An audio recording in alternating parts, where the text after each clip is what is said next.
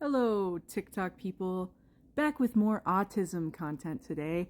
I appreciate those of you who have sent questions to my Ask Me Anything post. If you've got questions about autism, please go to my TikTok page and submit more questions or do them in reply to this video.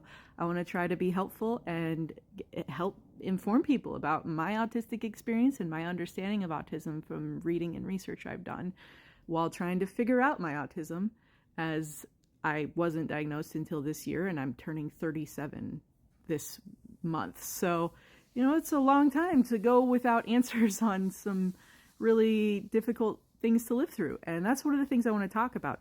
So normally when I've tried to explain what it felt like to exist as an autistic person in the world, I knew I was autistic. I just wasn't diagnosed. But I knew that if I was to get tested, I would be diagnosed. And that's exactly what happened. And I would explain it like PC and Mac because, especially growing up, the Xbox didn't come out until I was a little older. PlayStation didn't really get popular until I was a little older. So but computers have been around my whole life. And so I would say, it's like trying to run PC software on a Mac or vice versa.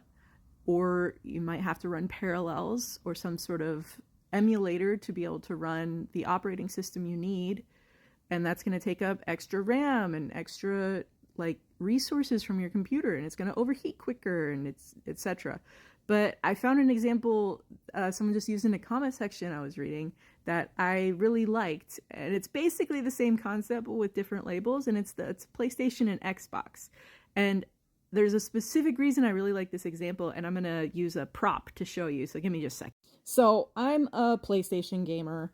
I've got PS5, PS4, PS4 Pro, been with PlayStation, had Xbox back in the day, but now I'm a PlayStation gamer. And there's a real crucial thing to note between the PlayStation control and the Xbox control, and that's this guy right here. The X button. On a PlayStation, this is X, but on an Xbox, this is X. And so if I'm in a world where classrooms and everything assume everyone's using an Xbox and they're giving you directions, someone's looking at your screen and they're only watching your player on the screen. They do not see that you have a PlayStation control in your hand. They just see your player on the screen. So someone comes along and they're trying to give you advice for how to get through a challenging part of the game, and they're saying, well, you just need to go press X. You press the X button on your control. You go ahead and you give it a try, and your character jumps. And they give you the dirtiest look. They're like, why are you ignoring my directions? That's not what I told you to do. You pressed X. Now you're getting treated like you did something wrong. You pressed the X button. You are very confused now because you're doing everything they said to do exactly as they said to do it, and you're getting in trouble. And that keeps happening to you again and again and again and again and again across your life. And all people can see is your character on the screen jumping when they tell you to press X. And then you experience people getting angry with you when you're doing exactly what they said to do. You're frustrated because you're just trying to get through the level and all the directions you're getting aren't working. And they're frustrated because they're giving you correct instructions for an Xbox controller. They just don't realize you have a different control in your hand. And this just gets layered and layered and layered of people just start to think that you're doing it on purpose. You're messing with them. You're tricking them. You're trying to pull a fast one on them. You're just being willfully defiant to be a jerk. When you're literally pressing X and they're giving you the correct instructions for if you had a different control. But the problem is with autism, we're wired different. Our inputs are gonna lead to different output, our buttons are in a different place.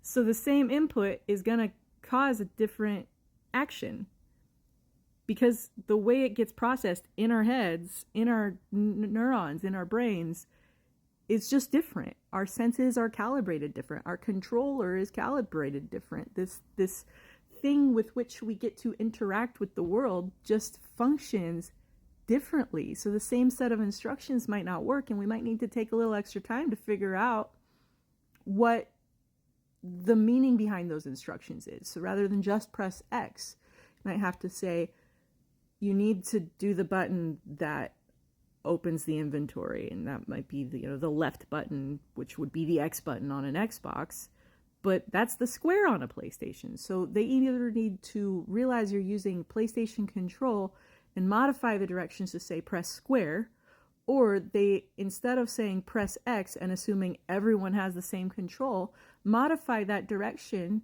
to something that is more clear about the outcome they're seeking. Press the button that is programmed to produce the menu. Like, instead of just press X, because that's the jump button on your control. I hope I'm making sense. I'm rambling, and so probably took 3 times as long as I needed to try and make this point. But I don't know. I'm always looking for new ways to explain something that doesn't click for the same reason the other direction. And I thought this was a helpful way to think about it and demonstrate it. So I thought I'd give it a go, in case that language is helpful for someone else trying to explain their experience of autism, or to help someone else understand an autistic person in their life and relate with them more amicably.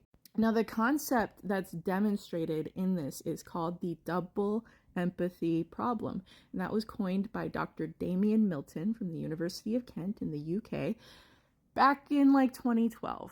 Now, the thing with autism research is that a lot of autism research wasn't done by autistic people. It was done by people observing autism from the outside. So they just see people jumping when they're told to press X. And the assumption that got made from seeing only the behavior and not the processes underlying that behavior is there's assumptions made. It's looking at behavior from the outside and then speaking for the person making that behavior when it's someone who is not autistic, observing autistic behavior and then drawing conclusions about it. So a lot of autism research has said things like autistic people don't have empathy or a theory of mind, but that's not quite it. The difference here is Dr. Damien Milton is autistic and researches autism. So he's like, hey, let me tell you about the process from the inside and the theory I actually have about what's going on in these breakdowns. It's not that we lack empathy. It's that having empathy with someone who's significantly different than you in a certain way is difficult because your experience is just different. You are using a different controller to try and navigate the same world, or the wrong set of instructions for the controller you have. And so what actually needs to happen is stop getting pissed at people when they're pressing this button or that button when you say press X, because that could be two-way. It's just as easy for a PlayStation person to get upset with an Xbox user if they're saying press X and that person keeps hitting this button. Double empathy is just saying, hey, maybe this is a two-way street, and putting the onus, like placing the blame entirely on the shoulders of the autistic people for the breakdown in communication is kind of not cool, because we don't feel like we're understood or that we are heard or that we are experiencing empathy on our terms when people are trying to meet us with empathy. And so that same frustration you feel with us when you feel that we're just not empathizing with your situation, or we're just not getting what you're saying, we feel that frustration too. The difference is we are a minority experience. There's fewer of us.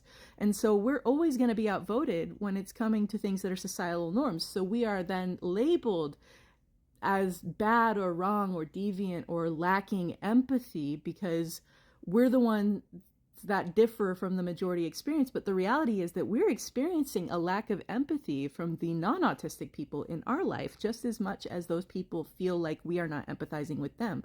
But what's really happening is our X buttons are just in a different place, and we need to find a better way to communicate press X. That's the double empathy problem, a way of looking at it. So I hope that helps, at least some of you make sense of it if it didn't before. But that's the end of the video.